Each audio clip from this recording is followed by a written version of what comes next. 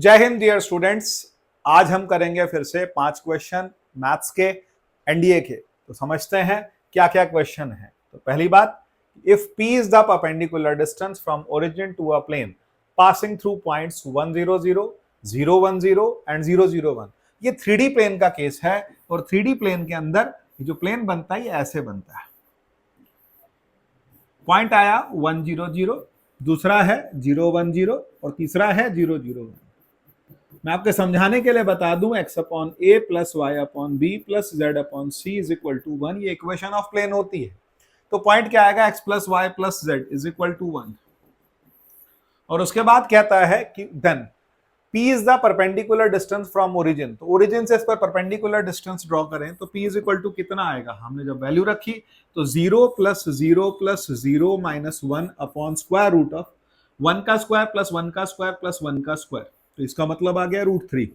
और इसका भी हम मॉड लेंगे तो परपेंडिकुलर डिस्टेंस आ गई √3 and he is asking p square, तो that is 1/3 and he is asking 3p square, that will be 1। तो 3p स्क्वायर की जो वैल्यू आ गई वो आ गई मेरे पास में 1। Let's go to the next question. Question number 2 पर आते हैं। क्वेश्चन 2 क्या कहता है, if the direction cosines of lines connected by the relation. तो रिलेशन क्या है हमारे पास में, l plus 2m plus n and 2l plus minus 2m plus 3n is equal to 0, then the value of l square plus m square minus n square इसकी value मांग रहा है। कैसे फाइंड आउट करेंगे, पहले हम इसको सिंप्लीफाई करते हैं। अगर मैं दोनों इक्वेशंस ऐड करता हूं तो ये बनता है 3l plus 4n is equal to 0। तो इसका मतलब 3l is equal to minus 4n और l upon n is equal to हो गया माइनस 4 अपॉन 3। अगर l अपॉन n 4 अपॉन 3 आ गया तो इसकी वजह से मैं क्या निकाल लूंगा, m की वैल्यू निकाल लूंगा। अगर l जो आ रहा है मेरे पास 4k आ रहा है, l की वैल्यू मैं ले लेता हूं माइनस 4k और m की वैल्यू ले लेता हूं मैं 3k। तो उससे मैं n की वैल्यू मैं ले लेता हूं 3k, तो मैं फाइंड कर पाऊंगा m की वैल्यू। कैसे मिलेगी जरा समझ लेते हैं। सेकेंड इक्वेशन से निकाल लेते हैं, 2l plus 3n is equal to 2m, तो या फिर m is equal to 2l plus 3n upon 2। तो l की वैल्यू कितनी आ रही थी, minus 4k plus 3 times n की वैल्यू कितनी है 3k अपॉन कितना हो गया 2। तो its value is coming what, 9k minus 4k 5k upon 2। तो मेरे पास m की वैल्यू भी आ गई, l की भी आ गई, n की भी आ गई। If I am putting this values here तो मेरे पास फाइनल आंसर आ जाएगा जो कि मैं फाइंड आउट कर सकता हूं। Let's go to the next question. Question number 3 की ओर चलते हैं। A variable line passes through point of intersection of two lines। तो आपको यहाँ दो लाइंस दे रखी हैं, इनको सॉल्व करना है and meet the coordinate axis at a, b। तो हमें लाइन के पॉइंट निकालने पड़ेंगे। तो पहली बात, इन दोनों को हम साइमल्टेनियसली सॉल्व कर लेते हैं। तो यहाँ आ रहा है 2x minus Y is equal to 1। तो मैं अगर इस इक्वेशन से 2 से मल्टीप्लाई कर दूं तो ये आ जाएगा x plus 2y is equal to 1 और ये बनेगा 4x minus 2y is equal to 2। तो 4x minus 2y is equal to 2 जब मैंने सिंप्लीफाई करना शुरू किया तो यहाँ पर वैल्यू कितनी आ जाएगी, कहता है 3 is equal to 5x, x is coming 5, 3/5। उसके बाद मुझे y निकालना है, y कैसे निकलेगा, तो कहता है 2 into 3/5 minus y is equal to 1। तो ये 6/5 माइनस 1 कितना हो गया, 1/5। तो x और y की वैल्यूज मिल गई। अब x और y की वैल्यूज मिलने के बाद वो कहता है line passes through intersection of this two lines and meet the coordinate axis. तो लाइन की स्लोप मुझे नहीं पता, मैंने लाइन की स्लोप ले ली m। तो इसके बाद इक्वेशन कितनी मिलेगी, y minus y1 is equal to m into x minus x1। तो y minus what is y1, y1 is 1/5 is equal to m into x minus x1। What is x is coming 3/5। So my equation is coming y is equal to mx minus 3m/5 plus 1/5। तो ये मेरे पास equation आ गई। अब कहता है ये जो equation आई है ऑन एक्स एक्सेस इसका क्या पॉइंट होगा, तो कहता है ऑन एक्स एक्सेस y 0 होगा और ऑन एक्स एक्सेस जब y 0 होगा तो इसका मतलब m की वैल्यू कितनी आएगी या फिर x की वैल्यू कितनी आएगी, कोऑर्डिनेट की एक्सेस की वैल्यू कितनी आएगी। जब हमने ये 0 रखा तो ये वैल्यू क्या मिलेगी, mx माइनस 3m/5 प्लस 1/5। तो इसका मतलब x की वैल्यू कितनी मिल गई, 3m/5 प्लस माइनस 1/5। तो 3m माइनस 1/5 इंटू m, ये मेरा पहला पॉइंट मिल गया x। तो कोऑर्डिनेट आ गया मेरे पास a का कोऑर्डिनेट आ गया 3m minus 1 upon 5 minus m comma 0। अब मुझे निकालना है b। तो b निकालने के लिए क्या करूंगा, ऑन y एक्सिस x 0 होगा।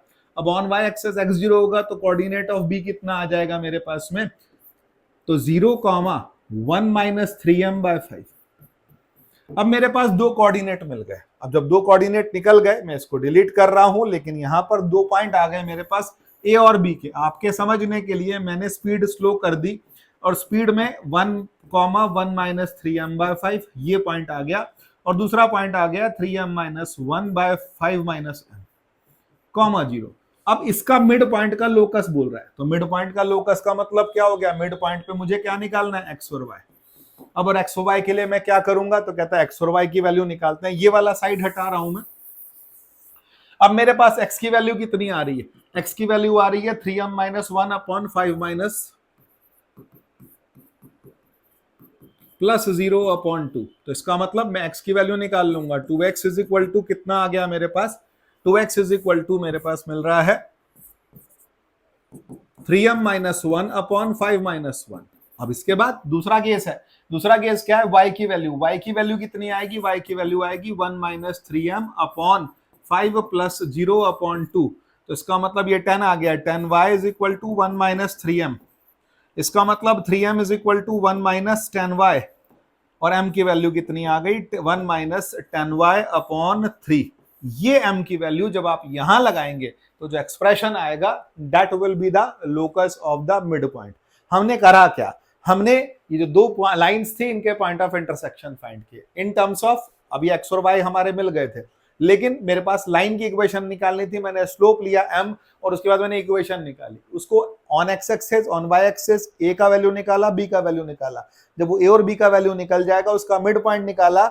मिड पॉइंट की वैल्यूज में से m को एलिमिनेट करना है, तो मैंने पहले y की वैल्यू को यूज किया, m की वैल्यू निकाली। m की वैल्यू जब मैं x वाले एक्सप्रेशन में लगाता हूं, तो जो मेरा एक्सप्रेशन आएगा that will be the locus. Next question की ओर चलते हैं। क्वेश्चन नंबर आ गया 4। क्वेश्चन नंबर 4 क्या है, two sides of a square lie on the lines 2x + y - 3 is equal to 0, 4x + 2y + 5 is equal to 0। Then what is the area of square in square units. अगर हमारे पास दो lines दे रखी हैं 2x + y - 3, और दूसरी line दे रखी है हमारे पास 4x + 2y + 5। अब ये जो दो लाइन है आप इसको ध्यान से देखिए, तो ये दोनों लाइंस आपस में पैरेलल हैं। अगर ये दो लाइंस पैरेलल हैं तो इन दोनों पैरेलल लाइंस के बीच का डिस्टेंस फाइंड करेंगे।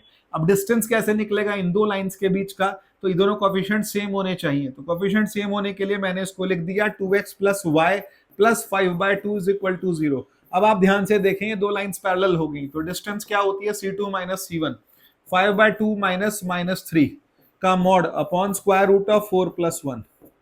तो वैल्यू कितनी मिलेगी हमारे पास, 3 × 6 + 5, 11/2 अपॉन स्क्वायर रूट ऑफ 5, या फिर आ गया 11/2√5। ये मिली मेरे को साइड ऑफ द स्क्वायर। तो भाई एरिया कितना होगा, तो कहता है एरिया इज इक्वल टू क्या होता है, ए का स्क्वायर। ए का स्क्वायर का मतलब क्या हो गया, 11/4, 11 का स्क्वायर अपॉन 4 × 5। तो इसका मतलब ये आ गया 121 डिवाइडेड बाय 20। 121 डिवाइडेड बाय 20, इसका मतलब जब आप डिवाइड करेंगे तो ये बनेगा 6.05। This is coming the area of square. Let's go to the next question. Next question है triangle ABC of a triangle. A point दे रखा है 3,5, मिड पॉइंट दे रखे हैं ए बी और ए सी के, और उसके बाद बोलता है what are the coordinates of the centroid of triangle. तो क्या किया जाए, कहता है ए का कोऑर्डिनेट दिया है 3,5। अब यहां पर इसका कोऑर्डिनेट क्या दिया है, ए बी का मिड पॉइंट दिया है। तो ए बी का मिड पॉइंट कितना है, -1,2। ए सी का मिड पॉइंट कितना है, कहता है ये जो पॉइंट दे रखा है, मान लिया ई है, ये डी है, तो ई का कोऑर्डिनेट कितना आएगा इन दोनों का, यहां पर 6,4 दिया हुआ है। ठीक है जी, इसका मतलब ये कोऑर्डिनेट मैं ए कॉमा बी निकाल सकता हूं, ये मैं सी कॉमा डी निकाल सकता हूं, और इट्स वेरी इजी बिकॉज ये मिड पॉइंट दिया हुआ है।